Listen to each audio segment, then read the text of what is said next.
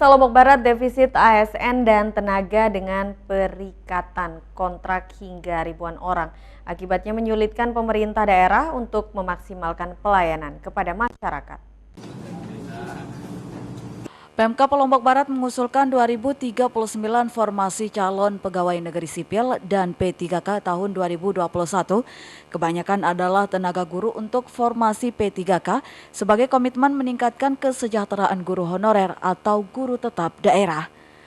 Kekurangan ASN di lingkup Pemda diperkirakan 500 pegawai. Kepala Badan Kepegawaian Daerah dan Pengembangan Sumber Daya Manusia Lombok Barat, Syahrudin, mengatakan pihak Pemda sudah mengusulkan ke Kementerian PAN-RB sebanyak 2039 formasi, terdiri dari CPNS sebanyak 211 dan P3K sebanyak 1.828 formasi.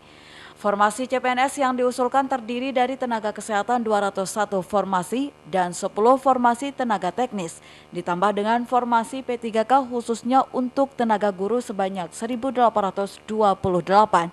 sehingga totalnya 2.039 formasi. Untuk formasi, untuk tiap tahun yang kita masih kurang itu ada dari kesehatan sama guru. Guru ya. Kalau untuk dokter gigi sampai dengan saat ini belum ada ya? Ya memang untuk dokter giginya masih bisa formasi-formasi yang memang ada.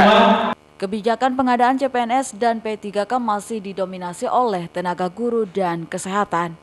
Dari Lombok Barat, Muzakir, iNews melaporkan. Kita beralih ke informasi selanjutnya. Anggota Dewan Komisi 10 DPR RI M. Samsul Lutfi mendorong program ekonomi kreatif digalangkan guna memajukan pariwisata. Selain itu, gelaran IATC dan USBK diharapkan dapat menjadi awal kebangkitan pariwisata.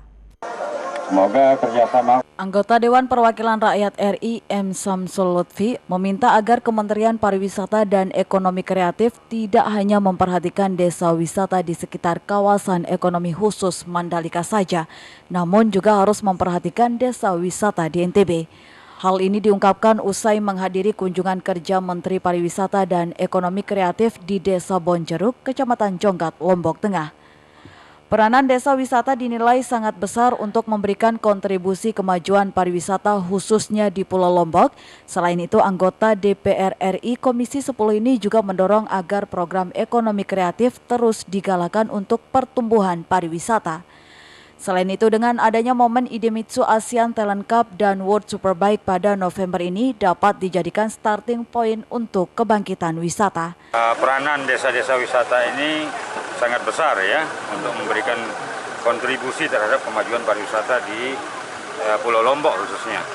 Nah, ke depan kita ingin program-program ekonomi kreatif ini juga harus digalakkan oleh Kementerian Pariwisata untuk mendorong ya pertumbuhan pariwisata di daerah kita.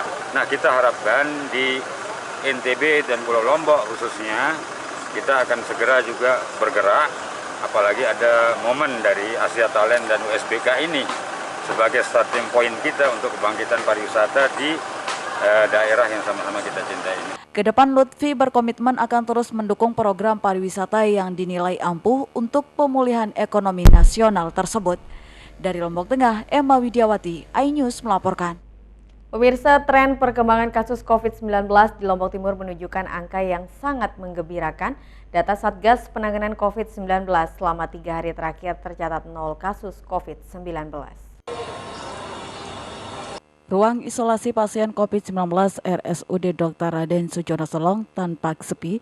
Semua tempat tidur di ruangan isolasi kosong, tidak ada lagi pasien COVID-19 yang menjalani perawatan. Penurunan kasus positif di Lombok Timur terjadi sejak 2 bulan terakhir berdasarkan data Satgas Penanganan COVID-19 tempat. Awal Oktober sampai 8 November 2021, orang yang terkonfirmasi positif hanya bertahan 1-4 kasus. Namun 3 hari terakhir dari tanggal 9 sampai 11 November tercatat 0 kasus COVID-19. 21 kecamatan di wilayah ini semuanya tidak ditemukan lagi kasus terkonfirmasi positif.